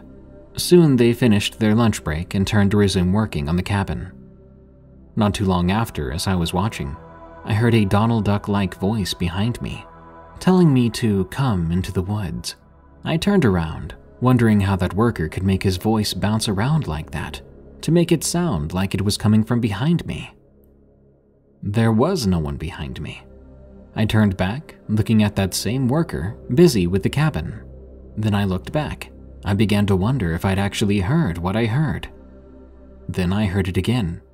That silly-sounding come into the woods. This time, however, the birds stopped chirping, and the forest fell silent. I know I shouldn't have, but I began to walk down the driveway of the cabin, which was nothing more than some dirt divots in the grass at this point. I heard it again in the same Donald Duck voice, come into the woods. I walked a little down the trail leading to our driveway. I heard it once more coming from the woods. I contemplated going into the woods to check it out. I was curious and wanted to know where the voice was coming from. But then I imagined my parents' voices. "Don't go into the woods without an adult," they would say. So I stayed put. Suddenly I heard the voice repeat once more, but this time it was harsh and angry and stopped sounding too much like Donald Duck. "Come into the woods." It was then that I noticed something weird. Ahead of me stood a deer deep in the woods. It was staring right at me. Oddly, I started to feel really uncomfortable. I was gripped by fear that I'd never felt before. I turned to walk away then, to get away from what was causing this fear, which seemed to be coming from the woods, maybe even this deer. A few steps later, I heard the voice once more. "Get into the woods." The voice was so disturbing. I began to run now, and when I looked back one more time, I swear I saw that deer, except now it was standing up on 2 legs, still watching. When I made it back up to the cabin, my heart was pounding. I quickly ran up to the worker who made that voice for me, and I asked him, "How did you make your voice come from the woods like that?" He made a perplexed face, then said, "I haven't made that voice since lunch. Must have been hours ago now." I didn't respond. I was shocked. Who had made that voice? How could I have been gone for hours? It couldn't have been more than a few minutes. I looked up and he was right. The sun, which had been high in the sky at lunch, was now beginning to set. That worker didn't impersonate Donald Duck again, and I was at a complete loss of what happened or where the time had gone. I had no idea what it could have been, and it wasn't until recently that I learned about the legend of skinwalkers. Maybe that's what it was. I'm glad I listened to the thought of my parents that day. Otherwise, I could have been lost or worse. Warning. The following story contains depictions of violence against animals, specifically a stray cat. It followed me home. From D. Allen. I was 13 at the time. My parents were divorced and I'd often spend weekends with my dad. He and I usually went out on Saturday evenings, so we'd come back pretty late. However, this Saturday evening would stop me from wanting to go out late for a while. That Saturday night, my dad and I stayed out relatively late. We were driving back to the house. My dad lives in a small house around the edge of town surrounded by woods and our vegetable garden. We were about 5 miles away or so from the house. We were driving through a heavily forested area, so you would expect to see some wildlife. I was looking out the passenger window when I saw out of the corner of my eye a large black figure. It approached quickly, and soon it darted right in front of the car. It ran from the passenger side to the driver's side, so I knew my dad saw it as well. He immediately hit the brakes. As soon as we stopped, I looked over at my dad. "What the heck was that?" I asked. "I don't know, Danny. Whatever it was, it's gone now," my dad replied. Shaken, he pressed his foot on the gas again. After we were back on the road, my dad and I began to discuss what the thing that ran across the road may have been. He suggested it could have been a deer or a bear. But we don't have bears in our neck of the woods. I knew it couldn't have been one, but I kept my thoughts to myself, so my dad didn't think I was crazy. Before long, we were pulling into our driveway. We were just about to get out of the car when my dad and I noticed something lying in the yard. The two of us steadily walked over to whatever it was. As we inched closer, we noticed that it was brutally slaughtered, entrails and blood scattered all over. As we closely examined the thing, we soon found the head of a stray cat lying nearby. We had a lot of coyotes in the area, so my dad concluded that the damage must have been caused by one. But I wasn't convinced. Why would a coyote rip it apart and just abandon it? This was fresh food for it, so it spent all that energy chasing and hunting this cat, and it didn't eat it? I dismissed this thought, and we went inside. After we'd gone to bed, I found myself unable to sleep. My mind was flooded with the disturbing sight of that brutally killed cat. I guess what haunted me the most was the fact that its head was clawed right off its body. That's not the kind of thing you just forget. As I quietly panicked in bed, I suddenly heard a tapping sound coming from my window. My bed was next to the window at the time, so I could see and hear almost everything that went on at that window. Slowly, I turned my gaze to the window, and what I saw still haunts me to this day. There was a large black figure. I think it was the same one I'd seen from the road, or another one like it. It had pointed ears, and it also had a face with a snout like a dog or wolf. Its amber eyes were mesmerizing. It felt as if it was staring right into my very soul. It had large paws, but they looked more like hands, with long clawed fingers. The thing was crouched down, like a person would do, and it was peering in at me from the window. I was horrified, but curious. I wanted to know what this thing was. But then a familiar word came into my head. The one word I knew that could describe this thing. Dogman. I'd read and heard stories about them online, but I never actually thought I'd see one. They were just fiction, right? What I was seeing couldn't possibly be a real-life dogman. I stared at it for a while, before it suddenly raised its hand. It put its hand on the glass, as if measuring the thickness of it. It began to scratch on the window, and my blood ran cold, as I realized it was trying to find a way to get in. I felt like screaming, but I couldn't. I wanted to jump out of my bed and run to the next room and get my dad, but I couldn't, and I knew he probably wouldn't believe me if this thing was gone. So I stayed there, paralyzed with fear. It must have been hours, or at least felt like it, as that thing kept clawing at the window. Eventually it grew bored, I guess, and it stopped. It rose to a startling height of 7 or 8 feet. It then turned to me, baring those teeth in frustration, as if to say, "I could have gotten you." Then it turned around and ran off towards the tree line. I tried to sleep after that, but the howling and screeching coming from the woods kept me awake. After the longest wait of my life, morning finally came. I'll never forget that night, no matter how many times I try. Sometimes I still wonder what could have happened to me if that window broke while that thing was tapping on it. I haven't seen that thing since or anything like it, and I hope I never do. Be careful, anybody who goes out into the woods after dark. Lieutenant Dan's Enemy. From Satan's Bay. This incident happened about 2 or 3 years ago. I moved to the reservation with my, at the time, boyfriend. We got a puppy from my family, and we named him Lieutenant Dan. Through the year of raising him on the Navajo reservation, he became a good guard dog, especially when we needed a brave dog. We would take him to the range to get used to the sound of rifles being fired, especially because the res isn't 100% safe from humans or the supernatural. After he was about 2 years old, we one day woke up to him and my smaller dog barking in the dead of night. We knew after training and teaching him he had certain barks for different scenarios, mainly because we also have a problem with wild dogs. But that night, his barking became more concerning. We thought maybe wild dogs were getting a little too close to our goats.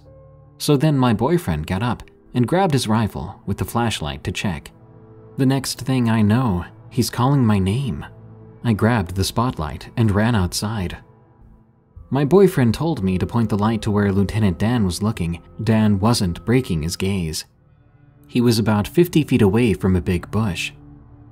I moved the spotlight up, and there stood a tall black figure. This figure was like someone wearing a pitch black cloak with no face, no limbs, and no distinguished form of human. Lieutenant Dan didn't even go near it. When we had strangers on the property, he would run after them, but this he kept his distance from.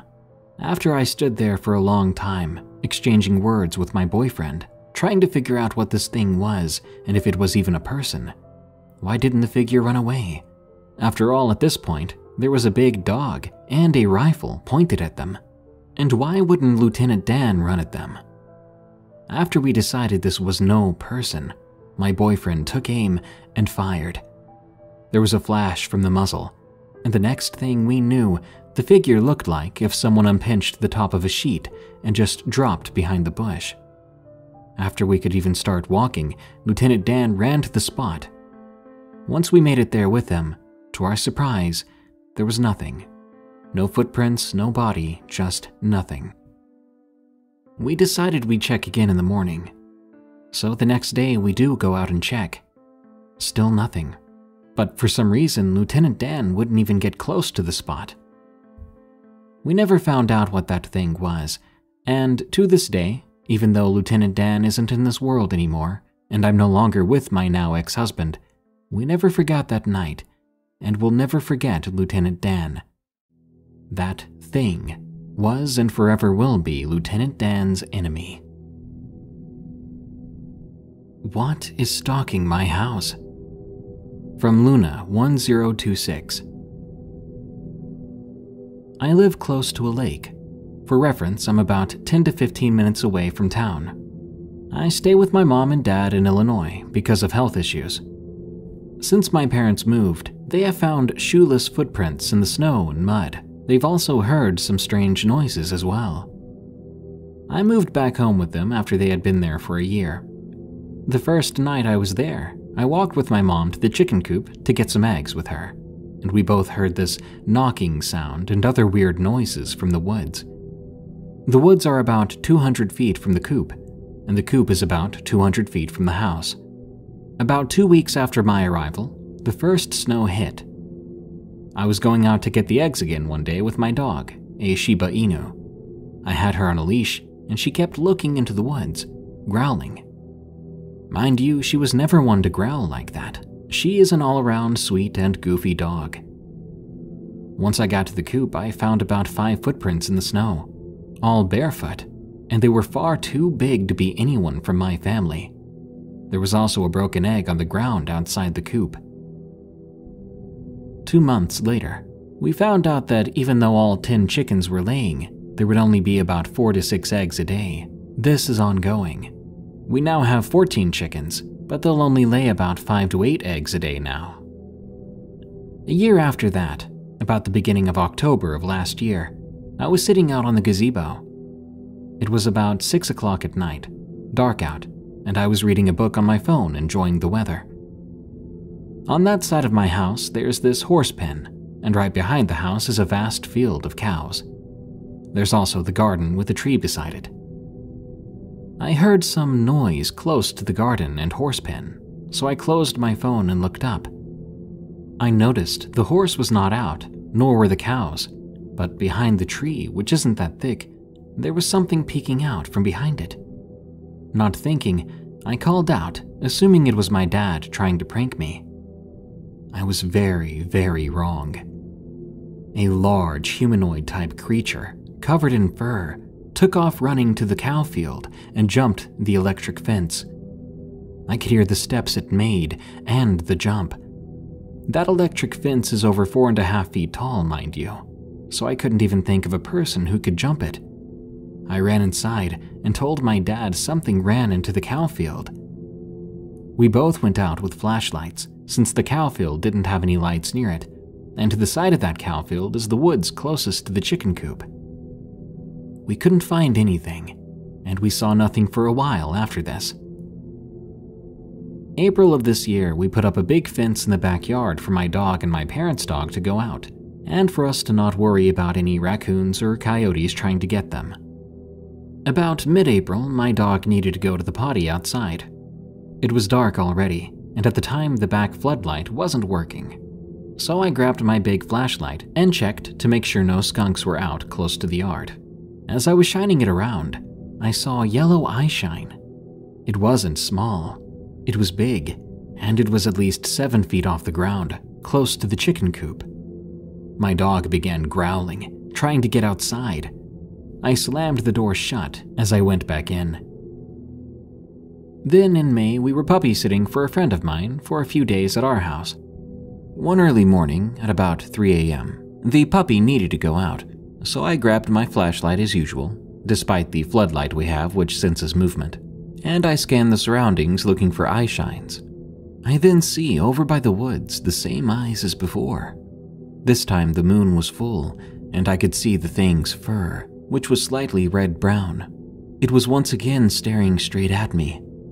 I ran back inside with the puppy in my arms still. The following day around sunset, my mom took her dog, my dog, and the puppy into the backyard to use the bathroom. My mom looked over to the same area, and she sees something. At first, she believes it's a cow out by the fence. She doesn't give it a second thought until she happens to look over again. She says she let out a, "What in the world?"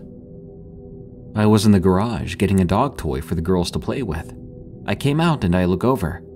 The sun was still out, and that thing was in front of the tree, about 30 feet from the end of the fence. It was kind of hiding by the brush pile, just staring. We quickly grabbed the girls and booked it back inside. We had my dad go out to see what it was. I got a better look at the creature that time. It had a flat face. It stood on 2 legs with reddish-brown fur, and it was easily 7 feet tall. It scared me with how close it was, and the fact it was there in broad daylight, and it took that long for us to really notice it. It blended in too well. For the past few nights, I've heard knocking and this inhuman screaming sound around 3 a.m. I've seen the floodlight by the coop go off, and I've seen something hiding behind the coop. To be honest, I'm beyond scared. The screams are close now. They sound like they're outside my window on the 2nd floor of my house. I do not know what it is, but I needed to get this story out there. Maybe you could help. I've heard of Bigfoot in the area, but I don't think one would stalk my house like this. I'm not a skeptic, but this is the first time a creature like this has shown up in my life. You may not believe this, but this is happening at my house. I plan to put a trail camera out soon and hopefully I'll catch something. Wish me luck. The Fire Alarm. From Gryffindor 92. This happened about 1.5 years ago. I was with my boyfriend, we'll call him Floyd for this story, staying at his parents' vacation house in Florida for a few days. Now, this is a really nice, cozy house, but for some reason it still gives me the creeps. The previous owners were a family. The husband apparently was in the Polish Navy, and they had a son. We've heard rumors from the neighborhood that he died in that house. Anytime my boyfriend and I go there without his parents, I always hear weird noises coming from the hallway near a guest room. Sometimes we hear shuffling, and once I went back inside to take out the trash, and I heard psst coming from the hallway. Okay, back to the main story. That day, everything was normal.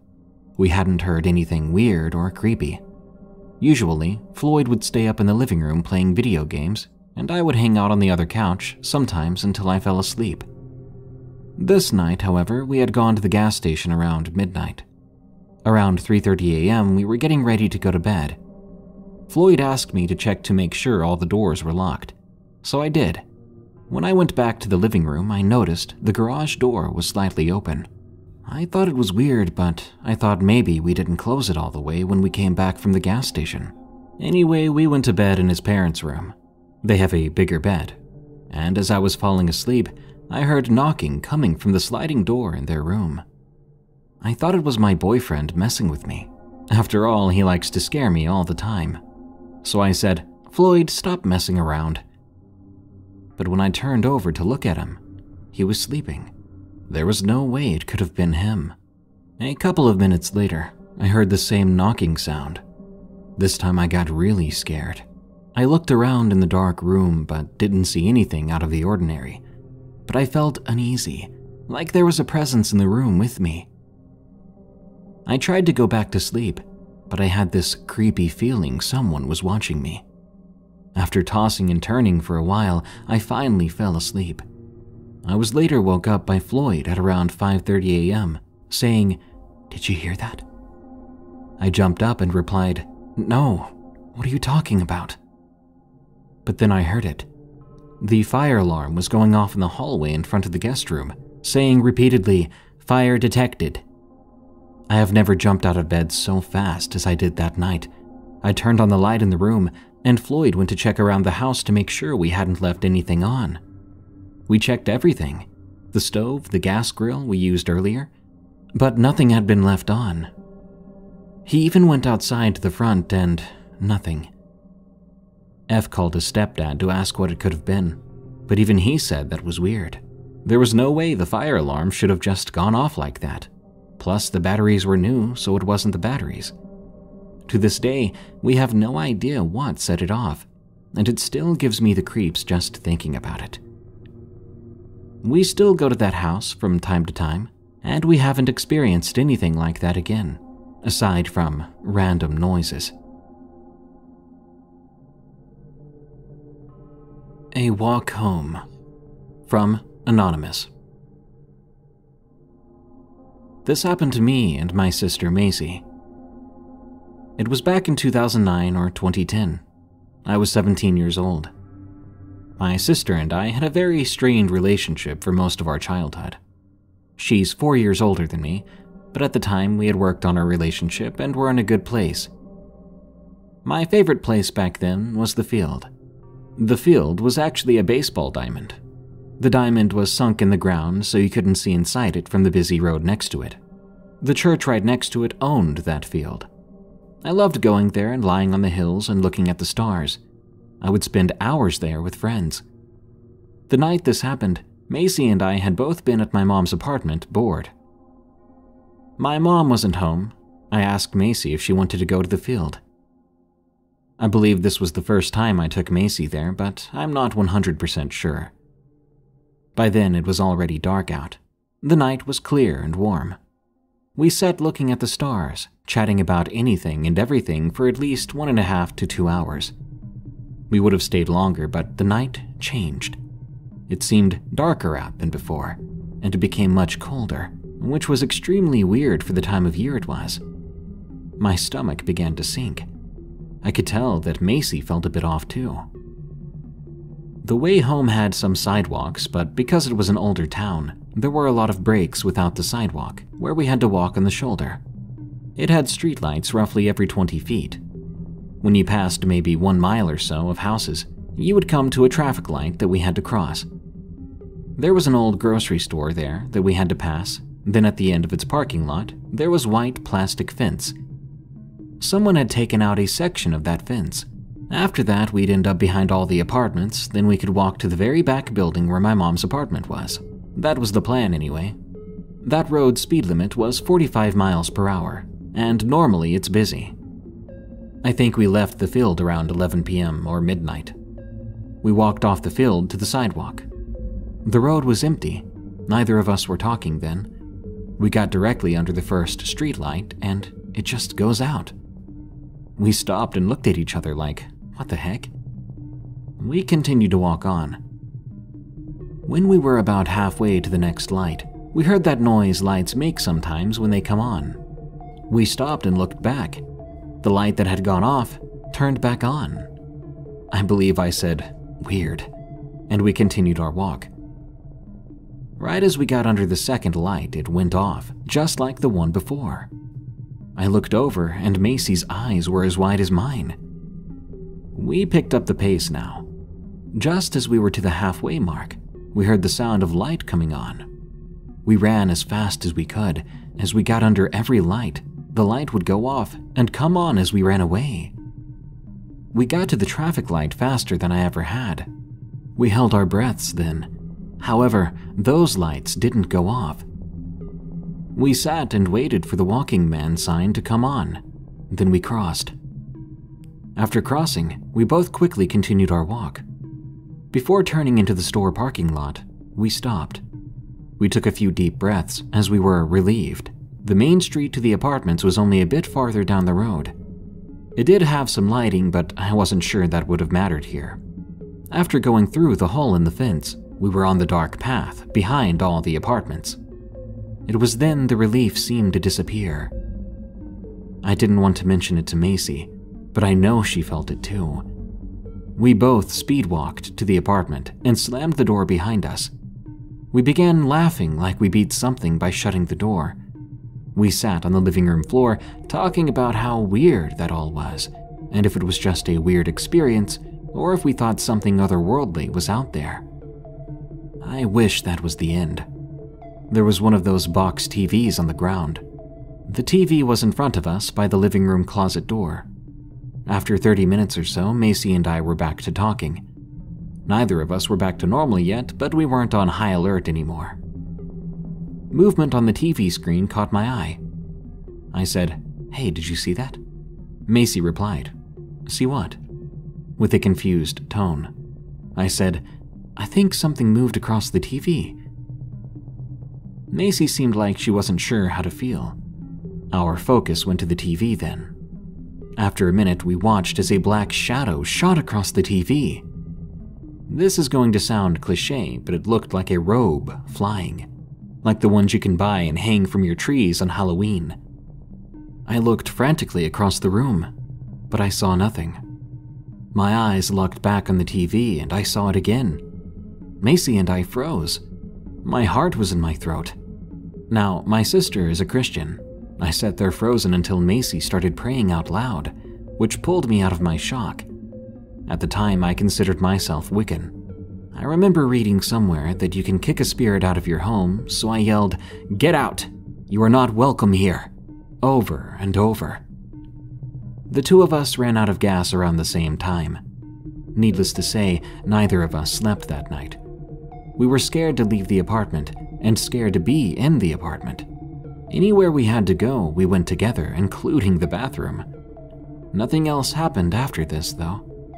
I regained some strength to go back to the field again, but only during the day. That brings us to the end of this episode of Darkness Prevails. More terrifying stories are on the way soon, so subscribe and smash that like button. By the way, did you know this show is available as a podcast called Unexplained Encounters? Just search for, follow, and rate Unexplained Encounters on Spotify, Apple Podcasts, or your favorite podcast app. This show is part of the EerieCast network. Go to EerieCast.com for more scary podcasts, such as Freaky Folklore, which explores your favorite monsters, myths, and mysteries, as well as Redwood Bureau, a fictional horror podcast about an agent on the run from an evil secret organization that captures supernatural creatures and entities. Well, thanks for tuning in. Stay safe out there and stay creepy, because this world is a strange one.